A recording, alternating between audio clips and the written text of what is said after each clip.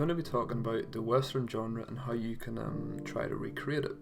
So this style was prominent from around 1865 into the 1900s, and then it was used in compositions in Western films later, calling back to that time period.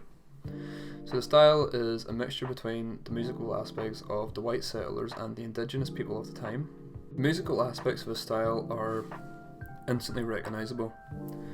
And when you're trying to choose instruments to use for this here, you're going to be taking from 4 different families of instruments, like bowed instruments with the cello, double bass, viola and the violin, and plucked instruments like the guitar and harp. Acoustic guitars could range from a 6-string to a 12-string, and you can even play it using a slide. You will also have woodwind instruments, which could include the flute, bassoon, clarinet, oboe and the saxophone.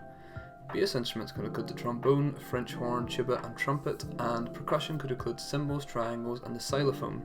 And you also can't forget about your bass drum and chimes. Additionally, many Western pieces use an upright piano to invoke the feeling of a small town saloon of the time. Most Western music is homophonic, meaning just having one melody line. The most common time signature is 4/4, and the tempo of these pieces is never usually too high. So I'm going to be taking a look at a piece that I made the previous year and sort of going behind why I made certain choices in it. So I'm just going to play the main melody for you now on the acoustic guitar here.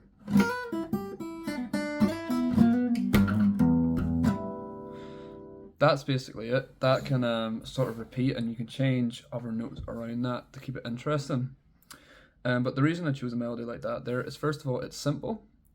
It's only one melody line, and you can easily make it sound even more Western than it already does, even though I think that does sound quite Western by fitting that galloping rhythm I mentioned earlier.